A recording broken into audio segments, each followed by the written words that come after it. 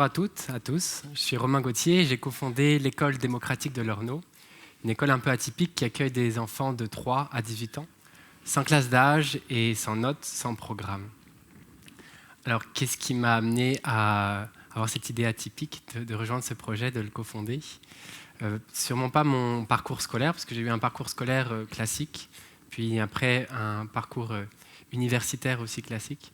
Peut-être qu'on peut regarder plus dans l'enfance où j'étais engagé très tôt dans un conseil municipal des enfants, puis un conseil municipal des adolescents, où là j'ai appris à avoir cet engagement social, cet engagement démocratique pour les autres. Mais je pense qu'au-delà de ça, c'est après un premier contact avec Dr Julien et ce modèle ici au Québec, quelqu'un que j'ai rencontré et avec qui j'ai travaillé, qui est un pédiatre social qui a mis en place une approche innovante de soins et de développement de l'enfant. Donc de 0 à 18 ans, son approche est vraiment d'aller chercher le bien-être de l'enfant dans les milieux défavorisés. Et pour ce faire, il va aller identifier les besoins, les forces de l'enfant et de sa famille, et avec un pôle important d'intervenants autour de lui, un éducateur spécialisé, des instituteurs, des psychologues, des travailleurs sociaux. Ils vont vraiment identifier quel est le plan d'action ensemble à mettre en place. Enfin, son approche, c'est aussi une approche qui mobilise la famille, qui mobilise le milieu de l'enfant, et ce pour déceler les sources de stress toxique que peuvent vivre les enfants et donc y remédier. Parce qu'il faut savoir que les stress toxiques, les stress récurrents pour l'enfant, que ce soit de 0 à 18 ans, sont délétères et peuvent détruire le cerveau ou en tout cas amener à ce que son développement, son volume soit moins important, que ses connexions synaptiques se fassent moins entre les neurones. Voilà, donc c'est cette première approche qui m'a amené à avoir une autre vue sur l'enfant. Et après, c'est la rencontre de Marine Locatelli, de Clara Bellard, deux réalisatrices de films documentaires où elles présentent des approches alternatives, innovantes sur les enfants, sur les adolescents, qui m'ont amené à creuser plus loin comment, au sein du milieu éducatif, on pouvait avoir des systèmes différents d'apprentissage. Donc, elles m'ont parlé des écoles démocratiques. C'est un mouvement qui existe depuis 40 ans. À travers le monde, il y a des écoles qui se sont formées et ce sont ces écoles qui accueillent des enfants de 3 à 18 ans au sein d'une communauté de pairs où ils apprennent en auto-apprentissage et où l'enfant, autant que l'adulte, a une voix, est représentatif et peut décider quelles sont les évolutions sur l'école, où va l'école. Et enfin, c'est aussi des écoles qui mettent en avant ces valeurs que sont la bienveillance, la confiance en soi, la justice. Donc je rejoins en 2015 et 2016 un projet en création qui est ici en Belgique, de création d'une école démocratique, qui est constituée de professeurs, de parents. Et puis, en septembre 2016, on lance l'école avec une vingtaine de jeunes, donc avec cette pédagogie qui est basée sur les auto-apprentissages, la cogestion de l'école par les enfants, par les adultes, et le rythme de l'enfant qui est respecté, qui est important et qui va lui permettre de dessiner son chemin d'apprentissage. Alors peut-être à ce stade de la présentation, vous vous demandez à quoi ça ressemble une journée, à quoi ça ressemble des apprentissages par un enfant qui peut décider ce qu'il va apprendre. Alors je vais prendre un exemple. Je vais prendre l'exemple de Milan, un enfant dans l'école qui a 11 ans et qui arrive un matin à 8h40. Il va aller au tableau d'accueil et puis il va marquer sa présence. Il va voir un peu le planning de la journée. Il y a des ateliers qui sont proposés le matin par une maman bénévole qui vient faire un cours de cuisine pour des enfants en bas âge. Et puis l'après-midi, il y a un intervenant qui nous vient de l'université qui vient proposer un projet de création d'un robot. Et puis il y a aussi des cours récurrents qui reviennent d'une semaine à l'autre avec moi ou d'autres intervenants de l'école qui allons donner un cours de maths le matin pour les grands et un cours d'histoire l'après-midi. Et Milan, à ce moment de la journée, il pense je vais peut-être aller au cours de robotique l'après-midi, le matin, je vais voir. En tout cas, voilà où il en est dans sa réflexion. Il a vraiment cette possibilité de dessiner son apprentissage, notamment là sur cette journée, de ce qu'il va choisir comme activité, comme cours. C'est un peu ce qu'on retrouve ensuite à l'université ou dans les entreprises ou dans les formations, vraiment d'apprendre cette autonomie, ce parcours de poser ses choix et ensuite de faire des apprentissages, de tenir ses engagements. Et ça ne se retrouve pas dans les écoles classiques traditionnelles. C'est ce qu'on essaie de mettre en place. Alors, en fait, le centre de développement de l'enfant à Harvard montre que justement, et prouve que c'est par l'autonomie, par l'apprentissage de l'autonomie dès le plus bas âge, précocement et de façon progressive, que l'adulte peut amener l'enfant à développer ses fonctions exécutives. Donc là, je vous montre cette image parce que ça montre bien que justement, on essaye dès le plus bas âge d'amener les enfants à utiliser les différents ustensiles qu'ils peuvent avoir à l'école et de le faire de façon sécuritaire, mais de plus en plus en autonomie. Et ces fonctions exécutives qu'on a tous, qui sont la mémoire de travail, que sont le contrôle sur soi, que sont la flexibilité cognitive, le fait de pouvoir être créatif, de pouvoir rebondir, eh bien si on les développe précocement, progressivement, dès le plus bas âge, le cerveau va mieux se construire et celles-ci vont se renforcer et ça va donner des adultes plus épanouis dans la société. Voilà, donc le rôle que je joue et que jouent les autres adultes dans l'école démocratique de l'Orno, c'est d'être des facilitateurs et d'amener les enfants à apprendre, donc d'être autonomes et à apprendre par eux-mêmes s'ils peuvent selon leurs capacités, selon leurs âges, ça va varier de 3 à 18 ans. Et donc, j'encourage, je montre l'exemple, je ne fais pas à la place et je me retire progressivement pour que l'enfant fasse par lui-même. Voilà, et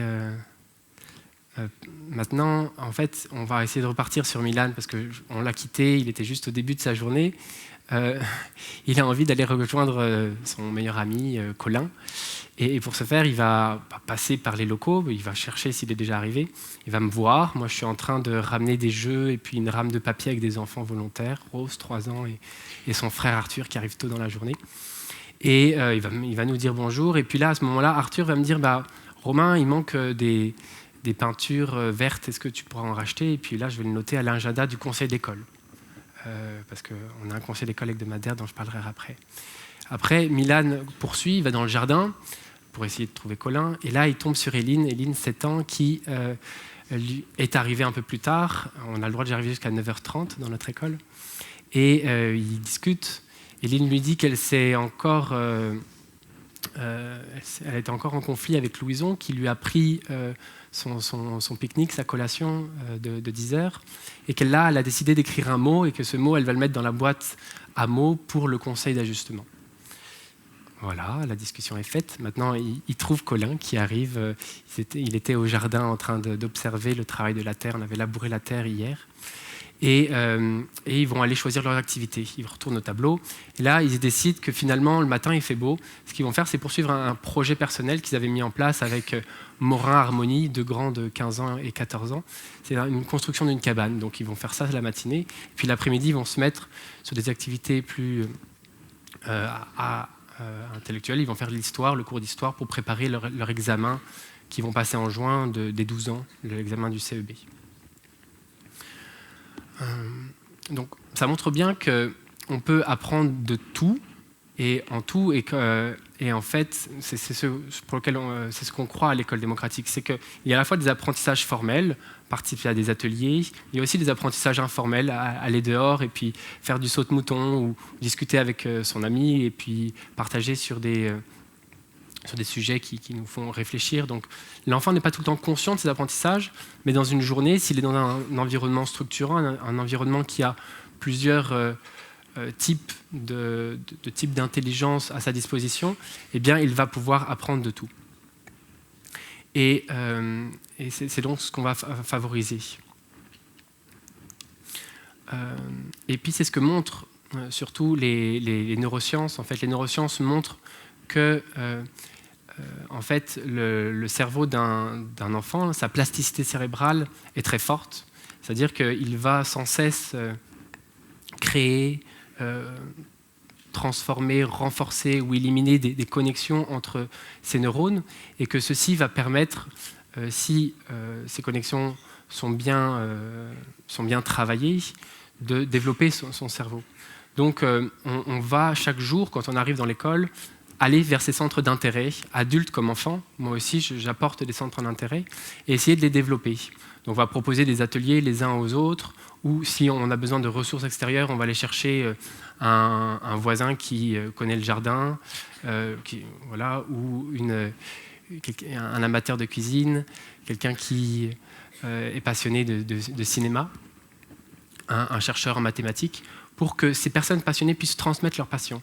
Et les sciences, les neurosciences le montrent, en fait, l'enthousiasme, la curiosité, la motivation intrinsèque sont vraiment des forts moteurs de développement du cerveau. Et ces synapses, ces connexions qui se créent chez l'enfant, elles peuvent se renforcer, elles peuvent devenir pérennes si justement l'enthousiasme est là, si l'enfant joue, si l'enfant fait ça avec passion.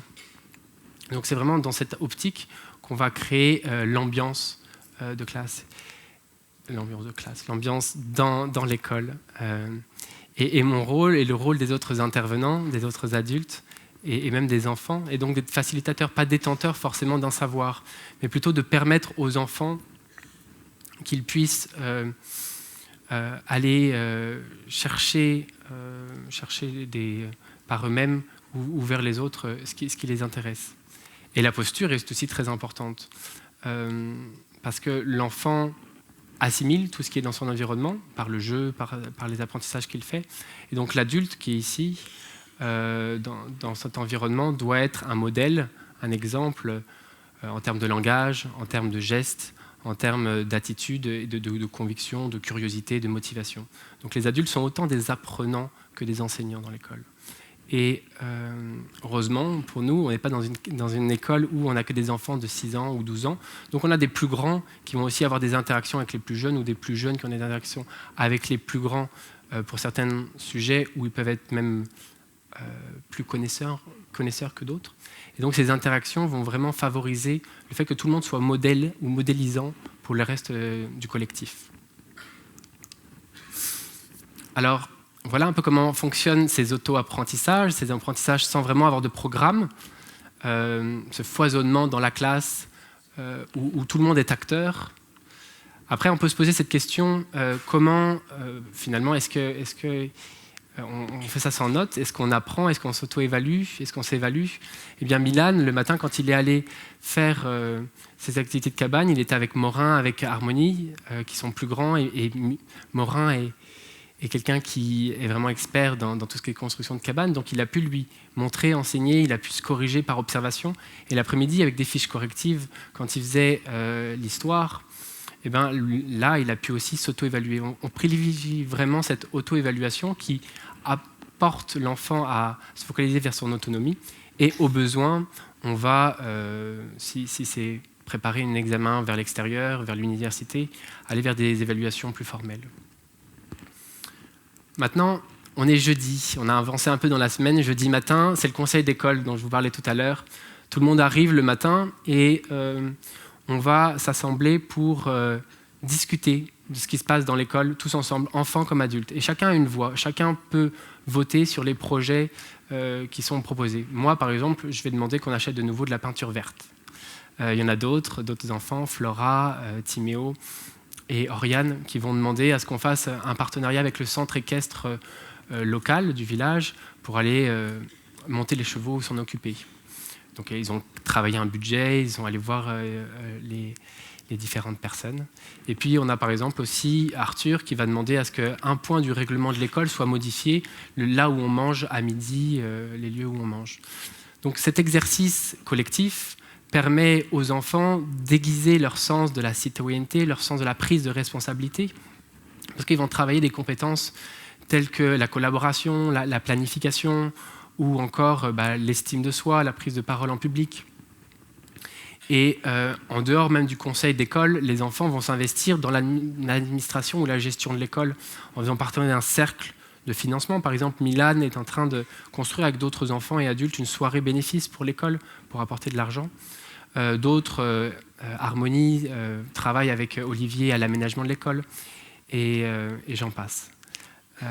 Et ça permet aux enfants de développer leurs métacompétences qui sont essentielles dans leur vie, celles d'être des citoyens engagés, qui se font confiance, qui se connaissent, qui ont développé des interrelations les uns avec les autres, ces habiletés interpersonnelles qui sont essentielles dans la société. Ça, c'était jeudi matin. On a jeudi après-midi où là, on a le conseil d'ajustement qui a lieu un peu tous les jours. Et ce conseil d'ajustement, c'est un autre organe très important de l'école pour garantir la paix et garantir le vivre ensemble. Je vous mentionnais tout à l'heure Éline qui veut porter une plainte contre Louison qui lui prend ses collations.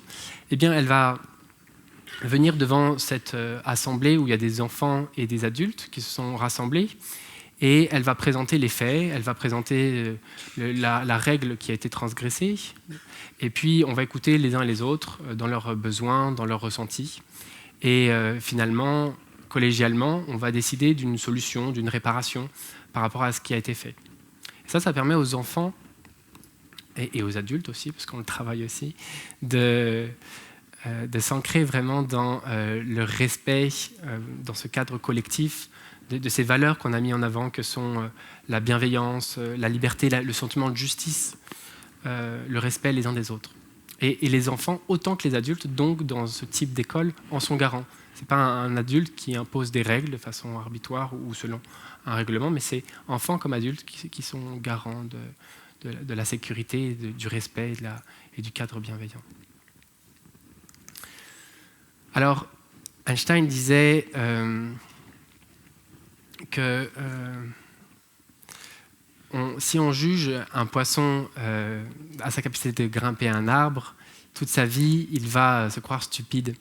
Eh bien, dans notre école, on a vraiment cette focale, cette nouvelle perception de l'enfant de dire que chacun a un talent et il est donc important de regarder chaque enfant individuellement, de cerner ses besoins, de cerner ses attentes et de lui-même lui faire prendre conscience de ses forces, de ses talents et qu'il puisse les développer et grimper à l'arbre s'il doit grimper à un arbre ou alors d'être dans une piscine si c'est plutôt un poisson.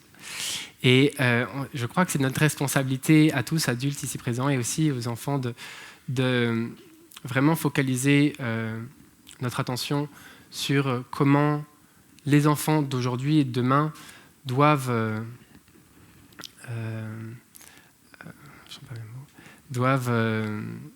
vraiment se centrer sur eux, se connaître soi-même, être ancrés dans leur apprentissage ou leur façon de faire pour être des citoyens épanouis dans la société, en lien aussi avec leur environnement, leur nature. Et prenons soin d'eux. Aussi, prenons-les au sérieux, car c'est eux qui construiront l'avenir de demain. Merci à vous.